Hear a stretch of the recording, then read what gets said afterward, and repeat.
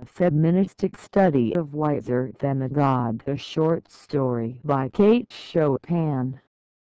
The popular local colorist during her lifetime, Chopin is now recognized as an important figure in 19th-century American fiction and as a major figure in feminist literature. Born on February 8, 1851, in St. Louis, Missouri, she was the daughter of Thomas O'Flaherty, a prominent businessman, and Eliza Ferris. Her best-known work, The Awakening 1899, depicts a woman's search for sexual freedom in the repressive society of the American South during the Victorian era. Throughout her literary career, Kate Chopin, much like her fictional heroines, explored dangerous new ground.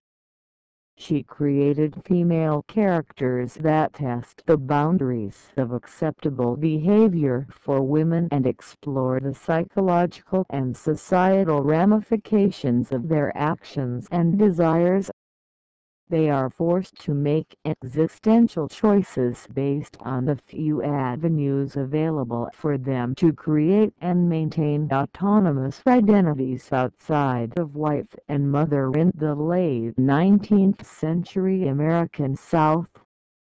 Chopin's protagonists attempt to physically or spiritually transcend these limitations but often meet with crushing results.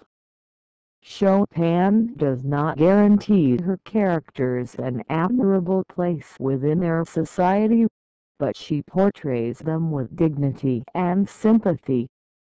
Kate Chopin began her writing career strikingly with the creation of a triumphant woman artist, Paula, a character who seems to be a projection of the author's own ambitions.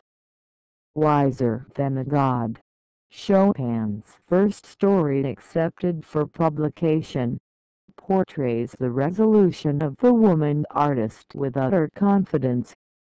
The central conflict of the story involves the dilemma Paula faces when, after the death of her mother, she receives a marriage proposal from George Brainard, a wealthy, attractive man, and must choose between a comfortable, conventional marriage and a career as a concert pianist for which she has spent her entire life preparing.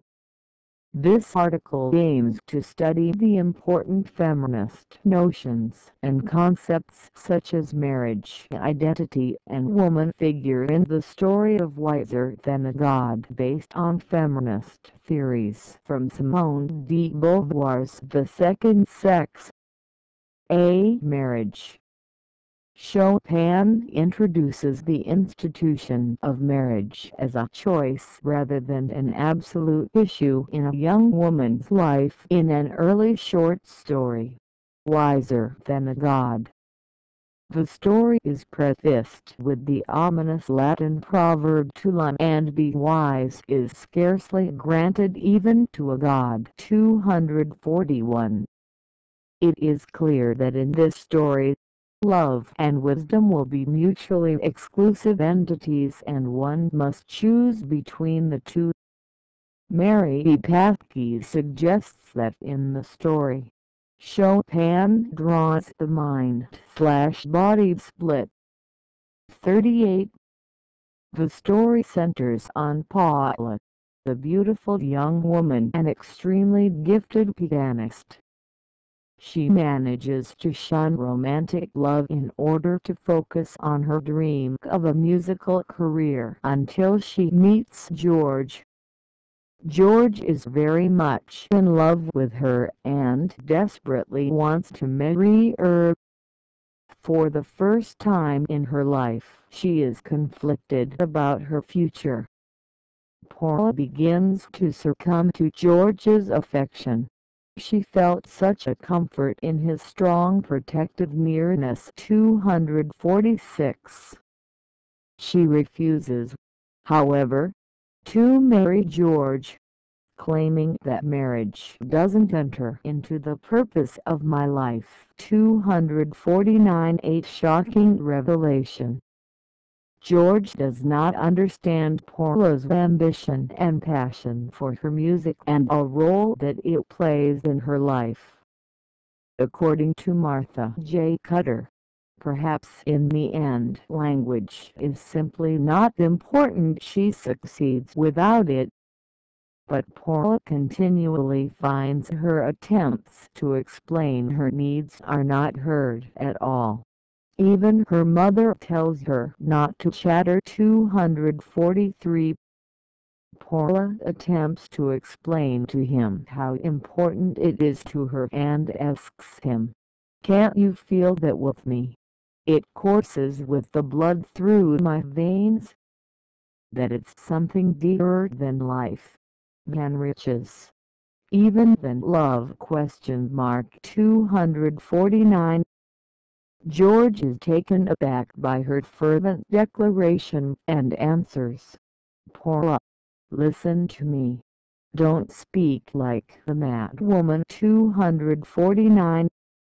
It is clear that George represents societal views on marriage, and that Paula's depiction is based on her sharp realization that she will lose herself if she becomes George's wife. Although she does not marry George, Paula's assertion that, had she married him, she would have been expected to give up her music, is proven correct with the woman he eventually does wed. Although his new wife had been an avid dancer, she abandoned Virginian breakdowns as incompatible with the serious offices of wifehood and matrimony. 250. As much as this woman was expected to give up her love of dancing, Paula would have been expected to give up her music. Here, the author points out the irony of marriage. Instead of a role of wife conveying merely social and familial, woman marries, will be the defining and only identity she will have ever again. According to Patke, Paula chooses to follow the purpose of her life, though she be deemed a mad woman by George and his type, to position herself in the state of insanity. By the conclusion, it is clear that the author believes Paula to be wiser than a god. 39. Paula, however, does sacrifice deeply. She lives solely by her intellectual, rational side, effectively ignoring the desires of her heart and body. The identity, wiser than a god, Chopin's first story accepted for publication, portrays the resolution of the woman artist with utter confidence. Toth 2. The initial part of the story brings up some general facts and information about Paula's character as an artist who adores music. These clues from the very beginning demonstrate the fact that music is merged with Paula's character and has granted an identity to her. It's obvious that by music she could display herself, and she could catch the attention of people around, whether in a party, in a society, or in a town. These magnificent abilities could support Paula and distinguish her from the girls who lack this talent. It is worth noticing that from the very first lines of the story, Chopin has also introduced music as a character along with Paula. Music is the soul that lives within Paula's body. In this way, Chopin illustrates both music and Paula as central and significant matters in the tale. The central conflict of the story involves the dilemma Paula faces when, after the death of her mother, She receives a marriage proposal from George Brainard, a wealthy, attractive man, and must choose between a comfortable, conventional marriage and the career as a concert pianist for which she has spent her entire life preparing. Here gorgeous occurrence makes Paula to think of amity, affection and relation with an opposite sex. Therefore Paula at some moments after becoming familiar with George describes him as a handsome gentleman and compares him to other males that she is in relation, and approves that George is superior to them in look and appearance. He was so unlike any man of her acquaintance. She could at the moment think of no positive point of objection against him. 246. This womanly sensation that inevitably exists in females' nature does not make Paula to yield. Paula doesn't want to sacrifice and annihilate her liberty and her identity that she achieved by hard practice in music. After her mother's death, she becomes more devoted to music, which is the symbol of her true self and her autonomous identity. She prefers the dreamy world, which belongs to art and music, than the real and patriarchal world, which belongs to George and his society. She believes living in moments without music is equal to extinction, annihilation and deterioration. 248. But George expects that Paula will be willing to give up her musical calling for the labor of loving instead. 248. He proposes to her, never fully comprehending her devotion to her art or realizing that it could conflict with her devotion to a man. Paula, who admires George, is thrilled at his request but realizes that they must part. She doesn't allow George to separate her from her autonomous identity, even when she comprehends that George is tempting her. She shushes him up and tells "Don't tempt me further." 249. That's why when George wants her to answer whether she is marrying him or not, she couldn't answer him confidently and she asks George to give a 1-week interval to her to think. George believes that he is the subject and the absolute. For him Paula is the other, not the self who could have an independent identity that could decide either to get married or to stay single. He couldn't understand Paula because her character is imperceptible and unclear for him and for his society. When Paula says that marriage has no place and no position in her life, he never understands, because the society that George belongs to is occupied with girls and women who yearn for people like George to propose or marry them. So he says, "Paula, listen to me, and don't speak like the mad women." 249. George suddenly and unexpectedly sees someone different from the girl he had known as Paula begins to talk about the purpose of her life with her father's emotional nature aroused in her. 249. Paula makes a passionate defense of her heart, something she knows she cannot understand. "What do you know of my life?"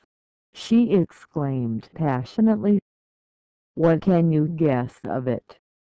Is music anything more to you than the pleasing distraction of any idle moment? Can't you feel that with me, it courses with the blood through my veins? That it's something dearer than life, than riches, even than love?" 249. George's reply to this. He speak like the mad woman betrays his incomprehension and his belief that a woman who gives herself so passionately to artistic pursuit, particularly at the expense of a potential husband, must be insane. Until now he has known Paula only as the daughter of the undemonstrative American woman 249. Paula's abilities increase in the absence of a male muse, and her loneliness and seclusion is often itself perceived as a final revolt against the society that has refused to provide her an acceptable space within which to pursue her creative inclinations. Paula's struggle to attain her full potential as an individual is thus best perceived as deeply related to her efforts to develop her creative abilities, to grow her art, and to discover an affirming place within her world. In this early story, Kate Chopin explores art as a kind of divine bondage, as suggested in the epigraph. To learn and be wise is scarcely granted even to a god. Paula does love and feels physically attracted to George but is wise in her decision not to marry him. She is an exceptional woman and has the wisdom to recognize that the purpose of her life would be destroyed by marrying him. 249. The story, rather than focusing on Paula's moment of public triumph, shows Paula beset with temptation in her most vulnerable moment. By choosing to become a concert pianist instead of George's wife, Paula satisfies both her own ambitions and her parents, and thus keeps a meaningful connection to them even in their death. Firestone notes that Wiser Than a God has certain affinities with D. Stahlgren in George's momentary belief that he can accept a wife who does not live solely for him and his family, but that it also shows a pronounced difference in Chopin's heroine's ability to resist romantic temptation. Unlike the French heroine, Paula tells her suitor that life is less important to her than the unhampered exertion of what she considers her authentic calling and her true self. 105. Paula knows herself, and thus is able to avoid the trap that marriage to George would have become for her. Self-knowledge, Chopin implies, is the most important attribute of the woman artist. By listening to her own heart and instincts, Paula turns away an inappropriate mate and gains the possibility of union with a man who is talented in his own right and who is willing to let her pursue her career to its fullest. At the end of the story, Paula is resting after an extended and remunerative concert tour, and Max Kunstler, her former harmony teacher, is still following her with the ever-persistent will, the dogged patience that so often wins in the end. 250. Wiser Than a God was a triumphant beginning to Chopin's publishing career. Never again did Chopin present the resolution and success of the woman artist so confidently and without compromise. Paula achieves fame, wealth and love. Paula seems the kind of fantasy for Chopin, an empowering wish fulfillment, a visualization of what the woman with artistic ambitions might accomplish.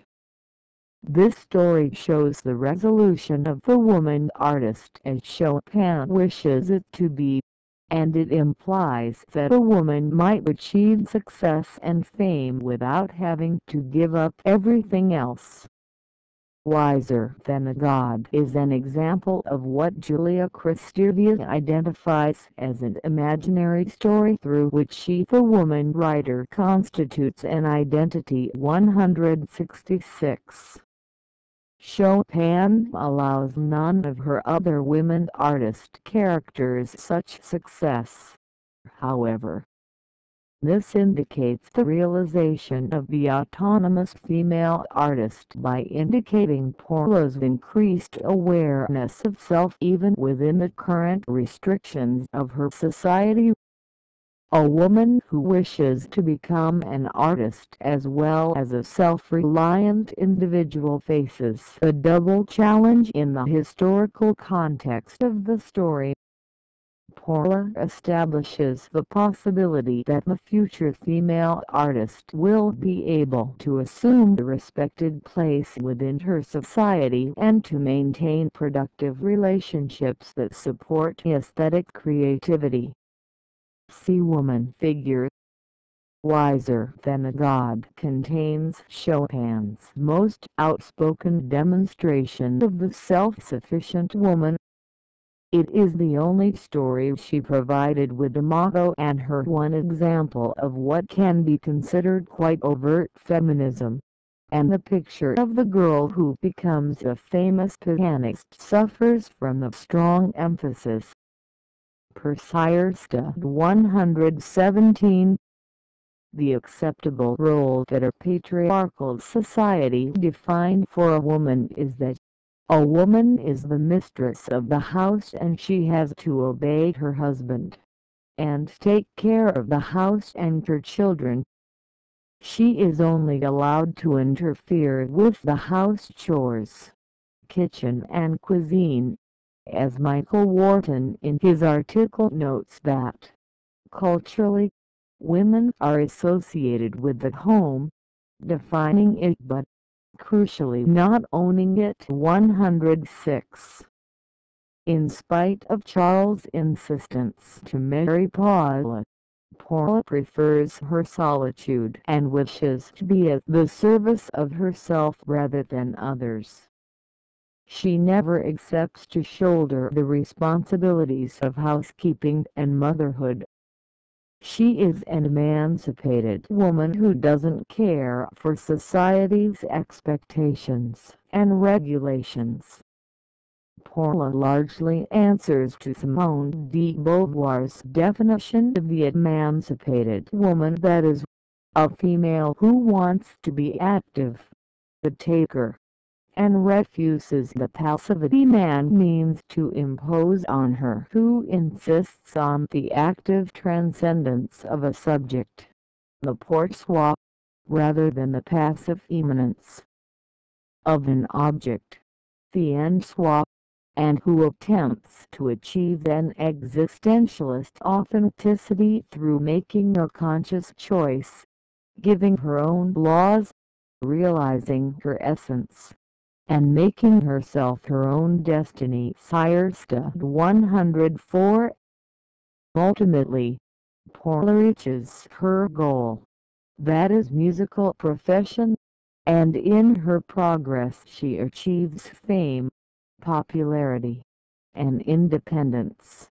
The factors that a feminine woman lacks. Simone de Beauvoir's definition for a feminine woman is the woman who lets the men decide her destiny. The pride indicated in Paula's family name does not manifest itself in a haughty attitude toward her admirer. She is soft-spoken compared to the impetuous, youthful George, who insists that she is throwing him into a gulf of everlasting misery. But she speaks up when she realizes they are in two different worlds, that he represents the patriarchal view of woman, and she the view of Margaret Fuller, that women so inclined should be allowed to leave aside motherhood and domesticity and instead use their wings to soar toward the transcendence of a non-biological career. George for a moment believes he can accept a wife who lives not solely for him and his children. Paula tells her suitor that life is less important to her than the unhampered exertion of what she considers her authentic calling and her true self. Sire Stud 103-5. In the story we could witness the presence of feminine Victorian woman, like Paula's mother, who is a widow and a devoted wife. She has bestowed her life for training her child and she never remarried even after years of her husband's death. George's wife is the other sample of typical Victorian woman who is ironically mentioned in the last lines of the story. That she was a professional dancer but she abandoned Virginian breakdowns as incompatible with the serious offices of wifehood and matrimony. 250. So Paula, the only emancipated woman in the story, never agrees to play a role of her mother in future and she never accepts to play a role of a submissive wife for George.